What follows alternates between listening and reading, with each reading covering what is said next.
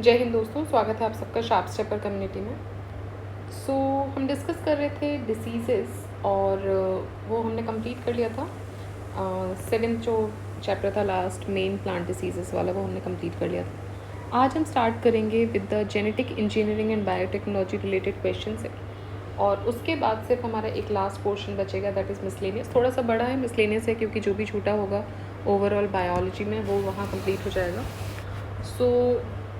Almost हम on the verge of completion ही हैं।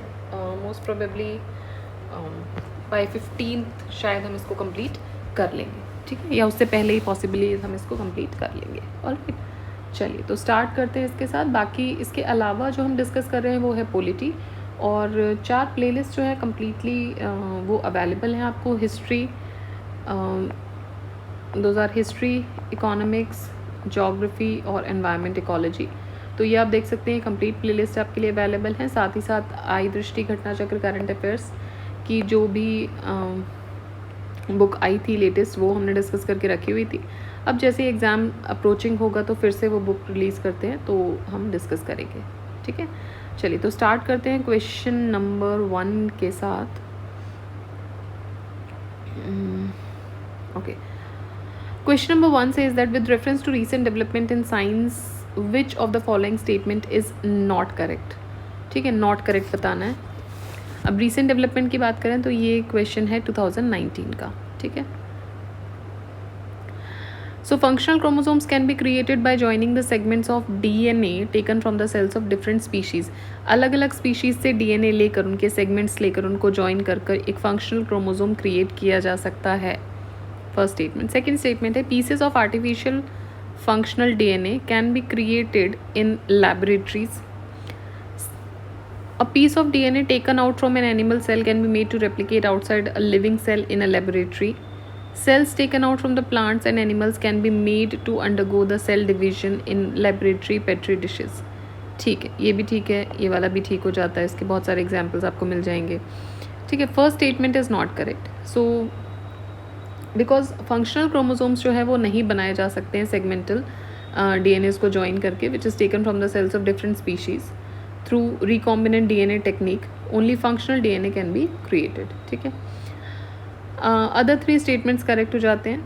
Now statement of option B in context of artificial DNA synthesis, statement of option C in context of cloning, and statement of D in context of tissue culture, ये correct है। Next देखते हैं, with reference to recent developments regarding the recombinant vector vaccines which consider the following statements. Genetic engineering is applied in the development of these vaccines. Bacteria and viruses are used as vectors. तो क्या ये दोनों ही सही है? दोनों सही हैं। Live recombinant vector vaccines जो होती हैं वो लाइव अटेन्यूएटेड वायरल या बैक्टीरियल स्ट्रेन से बनाया जाता है, which is used as a vector to carry the genes और genes encoding the desired vaccine antigens. और इन वैक्सीन्स में लाइव वायरल और बैक्टीरियल वेक्टर जो है वो जेनेटिकली इंजीनियर्ड किया जाता है to express a variety of exogenous antigens in the cytoplasm of the targeted T cells. Now the live recombinant vector vaccines, they have a number of attractive features including the ability क्या है इसकी, to stimulate both humoral and cell mediated immunity. Recombinant vector vaccine, platform based vaccines act like a natural infection, so they are specially good at teaching the immune system how to fight the germs, ठीक है। तो ये अच्छे से teach कर सकते हैं immune system को कि भाई कोई भी आउटसाइड एजेंसी आपके ऊपर अटैक कर रही है, कोई भी एंटीजन आ रहा है, तो आप उसके साथ कैसे डील करोगे। Next, recombinant DNA technology genetic engineering allows the genes to be transferred across different species of plants, animals to plants, micro organisms to higher organisms. तो इसमें ऑल ऑफ द अबव आ जाएगा answer. So recombinant DNA technology is used to cut a known DNA sequence from one organism and introduce it to another organism, thereby altering the genotype of the recipient. Now the foreign DNA sequences can be introduced into bacteria, yeast, viruses, plant and animal cells. Thus genetic engineering or the recombinant DNA technology, it allows the selected individuals or gene sequences to be transferred from an organism into other, and also between the non-related species, ठीक है। Next देखते हैं, steps of recombinant DNA technology are given below. अब आपको steps दी गई हैं, आप उसको करेक्ट सीक्वेंस में लगाना है। देखिए, do not worry about it. ये question again as we discussed earlier कि आरएएस में कुछ इस तरह की टिपिकलिटीज़ डाल दी जाती हैं।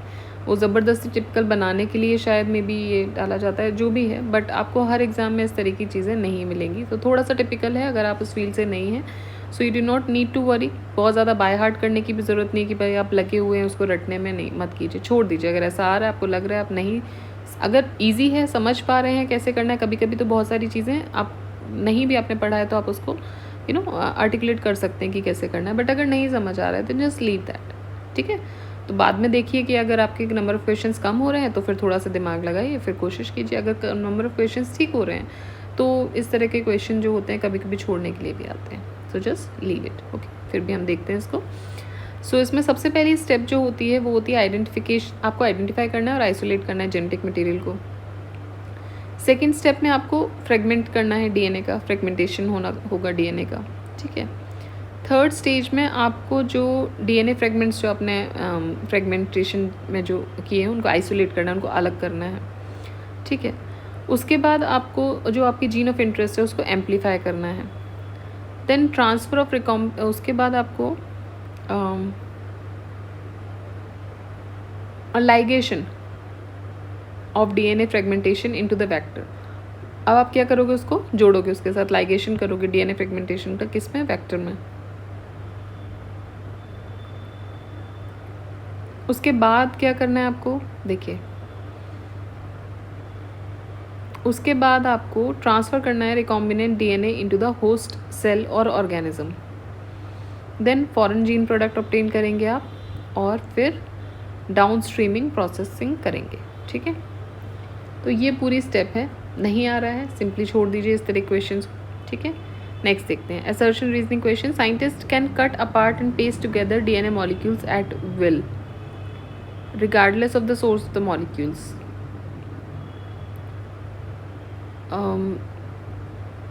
रीज़न इसका दे रहे हैं कि डीएनए फ्रेगमेंट्स जो हैं उनको मैनिपुलेट किया जा सकता है using the restriction endonucleases and the DNA ligases. तो देखिए दोनों ही सही हैं और वो उसको सही से एक्सप्लेन भी कर रहा है, ठीक है। नेक्स्ट देखते हैं which of the following pairs is correctly match DNA ligases, again ligases, then restriction endonuclease. DNA ligases जो होते हैं वो मॉलिक्यूलर स्टिचर्स की तरह काम करते हैं, ठीक है। So they work as molecular stitcher. जैसे स्टिचिंग की जाती है, आपका कुछ आपके चोट लग जाए, एक्सीडेंट हो जाए, आपकी कोई स्किन फट गई है तो आप उसको स्टिचिंग करते हैं, उसी तरीके से मॉलिक्यूलर स्टिचर्स होते हैं are the class of enzymes जो कि कैटलाइज करते हैं the formation of covalent bonds and are important in the synthesis of biological molecules such as DNA. Ligase also activates the process of repair in the breakup biological molecules by catalyzing the formation of bonds, that is the covalent bond between the broken up fragments. Therefore, जो ligases हैं they can be given the name of molecular stitchers. What is Cas9 protein that is often mentioned in the news? So a molecular scissor used in the targeted gene editing, it is a Cas9 protein, ठीक है। molecular scissor भी होते हैं ये जो कि gene editing करते हैं, जो कि टारगेटेड जीन एडिटिंग करते हैं, ठीक है। सो Cas9 प्रोटीन और CRISPR protein associated protein is actually a molecular scissor जो कि यूज़ किया जाता है इन टारगेटेड जीन एडिटिंग। इसका मेन फंक्शन क्या है, it is to cut DNA and therefore it can alter a cell's genome. CRISPR-9 या Cas9 जीन एडिटिंग टेक्निक में जो CRISPR है, it stands for clustered regularly interspaced short palindromic repeats, जो कि specialised stretches हैं DNA के। While the Cas9 is an enzyme that acts like a repair of molecular scissors capable of cutting the strands of DNA. Now this technology, it was adapted from the natural defense mechanism of bacteria and archaea. So जब आप Cas9 को deliver करते हो, Cas9 molecule को, it complex with the synthetic guide RNA, right, gRNA into the cell, and the cell's genome can be cut at a desired location, allowing the existing genes to be removed and or new ones to be added. Next देखते हैं RNA interference technology has gained popularity in the last few years. Why? क्यों popularity gain की है? Because it is used in developing the gene silencing therapies. True. It can be used in developing therapies for the treatment of cancer. True. It can be used to develop the hormone replacement therapies. नहीं, hormone replacement therapies में ये use नहीं होता है RNA interference. Then it can be used to produce the crop plants that are resistant to viral pathogens. That is true. ठीक है. So statement 1, 2 and 4 are correct. Alright. So RNA interference क्या है? ये एक तरीके की बायोलॉजिकल प्रोसेस है जिसमें कि आरएनए मॉलिक्यूल्स इनहिबिट करते हैं जीन एक्सप्रेशन को या फिर ट्रांसलेशन को. Now by neutralising the targeted mRNA molecules. So it is used in developing the gene silencing techniques, therapies. RNAi is being explored as a form of treatment for a variety of diseases, जिसमें आप HIV, AIDS, hepatitis, Huntington, cancer, ये सब diseases लेकर आ सकते हैं. Now the many studies have demonstrated that RNA interference can provide a more specific approach to inhibit the tumor growth by targeting the oncogenes. ठीक है. So using basically हम बोलेंगे कि इस टेक्नोलॉजी को यूज़ करके जो साइंटिस्ट हैं they have made a major breakthrough in introducing the resistance to many viruses, और बहुत सारी क्रॉप्स में भी रेजिस्टेंस लेकर आ सके. सो आरएनए इंटरफेरेंस टेक्नोलॉजी जो है it can be use to produce crop more. So they would be like statement 1 to 4 इसमें करेक्ट हो जाते हैं. थर्ड करेक्ट नहीं है क्योंकि इन the development of hormone replacement therapy RNA interference का कोई रोल नहीं होता है. ठीक है. चलिए नेक्स्ट देखते हैं. इन the context of recent advances in human reproductive technology, pro nuclear transfer is use for. Pro nuclear transfer is a human reproductive technology which is used for creating a 3-parent baby for the prevention of mitochondrial diseases in offspring. Now the technique involves intervening in the fertilization process.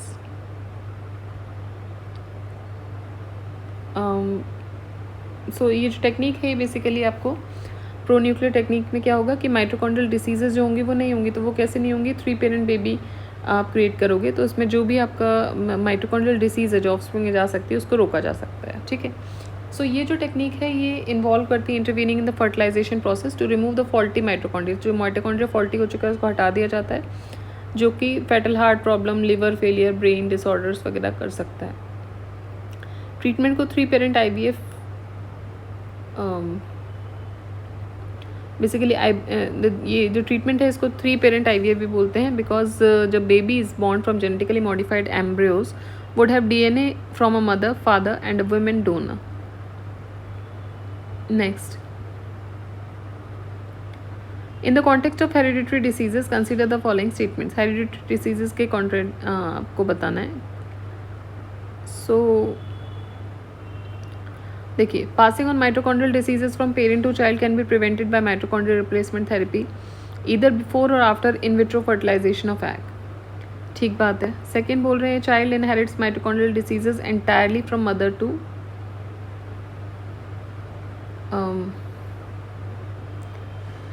From basically they are asking entirely from mother and not from father. Okay. So देखिए first statement जो है इसमें से वो है सही. ठीक है. So mitochondrial replacement therapy, sometimes called mitochondrial donation, ये एक तरीके की रिप्लेसमेंट होती है माइटोकॉन्ड्रिया की इन 1 or more cells to prevent the ameliorative diseases. Now this MRT originated as a special form of in vitro fertilization जिसमें कि some or all the future babies mitochondrial DNA comes from a third party. Now ये जो technique होती है it is used in cases where the mothers carry genes for mitochondrial diseases. Now therapy is approved for use in the United kingdom. और अभी की बात करें तो 3 MRT टेक्निक्स जो हैं वो यूज़ होती हैं. Maternal spindle, basically maternal spindle transfer, then pronucleus transfer PNT, and the newest technique polar body transfer, ये यूज़ होते हैं. ठीक है. माइटोकॉन्ड्रियल डोनेशन जो होते हैं they can be performed either prior to और shortly after the fertilization, and in both cases this is before the fertilized egg becomes an embryo. So statement 1 यहाँ पे सही हो जाएगा. माइटोकॉन्ड्रियल डिसीजेज में B caused by mutations acquired और inherited in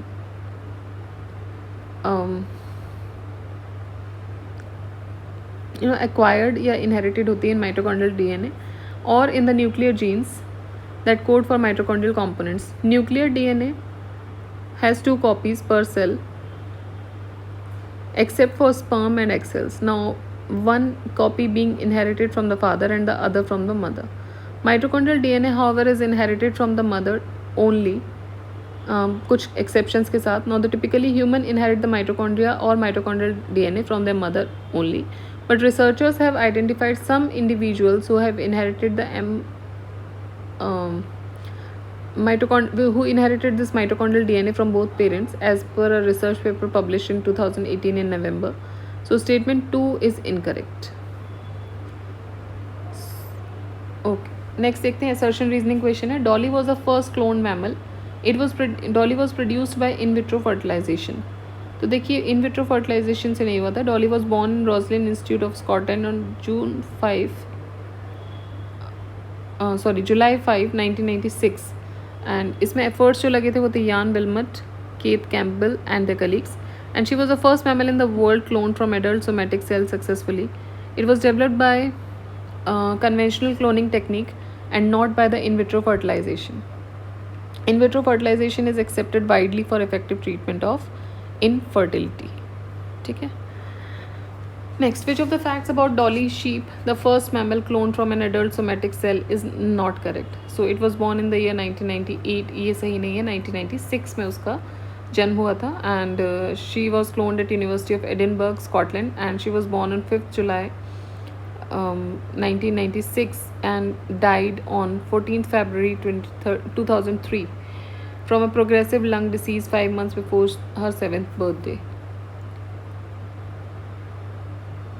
Okay, next, which of the following is the first living cloned genetic engineered organism by human? So it is Dolly sheep. ठीक. Next, which was the first successful cloned animal? Again, अब ये same ही बनेगा थोड़ा सा. Scientists of NDRI Karnal, Haryana, developed the second clone of which of the following animals? Sorry. Okay. So sheep, buffalo, cow या goat. ठीक है, तो buffalo के लिए है.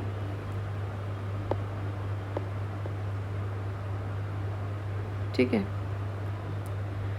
So the world's first cloned buffalo called Samroop through the hand guided cloning technique. ये इनका जन्म हुआ था 6 फरवरी 2009 को. And basically 6 February 2009 at NDRI Karnal.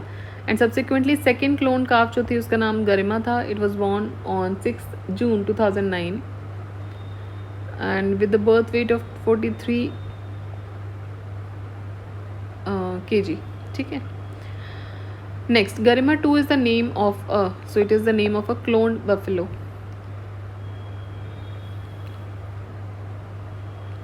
Now this cloned buffalo Garima 2 gave birth to a healthy female called Mahima in 2013. Which country has produced the first transgenic glowing pigs that are all green from inside out? So it is Taiwan. The research group of National Taiwan University produced from first transgenic glowing pig in 2006. Now these 3 male transgenic pigs were born by introducing the glowing green protein in the embryo of the pig. Now Injaz is the name of the world's first cloned. Injaz क्या है? ये पहला cloned क्या है? Camel है, pig है, goat है, sheep है. So it is camel. World's first female cloned camel named as तो ये बोल रहे हैं कि वर्ल्ड की जो फर्स्ट फीमेल क्लोन कैमल है इसका नाम था इंजाज और ये डेवलप हुई थी कैमल रिप्रोडक्शन में एंड इसका सेंटर होगा दुबई यूएई. ठीक. Which of the following statement about a clone of an organism is correct? So correct ये है कि a clone is produced sexually. ठीक.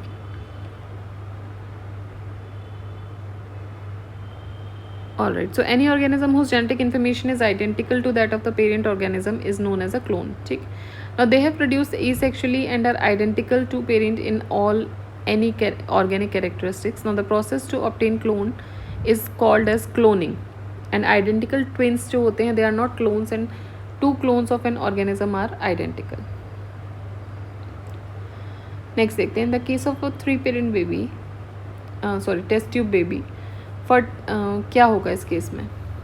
सो इस केस में जो फर्टिलाइजेशन है it will takes place outside the mother's body.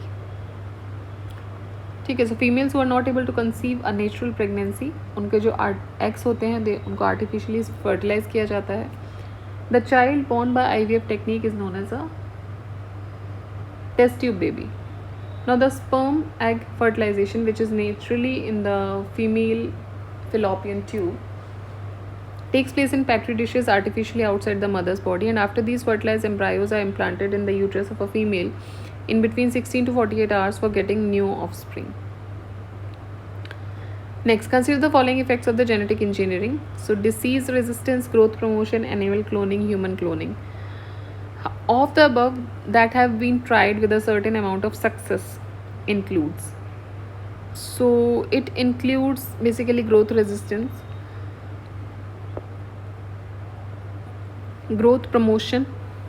disease resistance, growth promotion, and animal cloning. Next, match list 1 with list 2 and select the correct answer. Discovery of transduction and conjugation in bacteria, establishing the sex-linked inheritance, isolation of DNA polymerase from E. coli, technique of establishing the complete genetic code. ठीक है. so, देखिए इसमें okay. सो list 2 उसमें scientist हैं, और अगर हम देखें यहाँ पर लिस्ट 1 थी जो अचीवमेंट इन जेनेटिक्स. ठीक है. तो देख लेते हैं कि भाई इसका आंसर है डी 3421. इसको यहाँ देखते हैं. Bacterial conjugation is the transfer of genetic material between bacterial cells by direct cell to cell contact और by the bridge like connection between two cells, which were discovered in 1946 by Joshua Lederberg and Edward Tatum. And this Morgan was the first to establish the chromosome theory of inheritance. Now he used fruit flies with eye color mutations to demonstrate the sex-linked inheritance patterns discovered by Arthur Kornberg. ठीक है. Now in 1956 it was the first known DNA polymerase. तो ये पहला known DNA polymerase था. And India is the first known of any kind of polymerase, and it was initially Hargobind Khorana.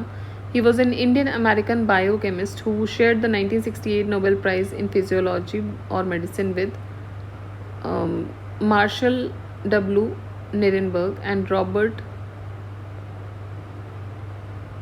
W. Hooley for research that helped to show the order of nucleotides in nucleic acids, which carry the genetic codes of the cell, control the cell synthesis of proteins. ठीक है. Next देखते हैं. Present scientist can determine the arrangement और relative position of genes और DNA sequences on a chromosome. How does this knowledge benefit us? So देखिए, it is possible to know the pedigree of the life stock. True है. It is possible to understand the creation of the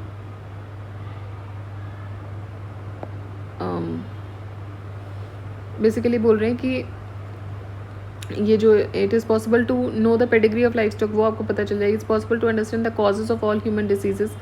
ये possibly नहीं पता चलता. All human diseases की बात करें. And it is third statement says that it possible to develop the disease resistance animal breeds. So 1 and 3 यहाँ पर answer हो जाएगा आपका. ठीक है. Next, the sequencing of entire DNA genes of an organism was done in 1996. Now this organism was, ये organism था yeast. ठीक है. So genome of the budding yeast Saccharomyces cerevisiae was first completely sequenced from a eukaryote, and it was released in 1996 as the work of तो देखिए, अगर इसको release किया गया 1996 में is the work of a world wide effort of hundreds of researchers. ठीक है. Next देखते हैं. World level programme human genome project is related with.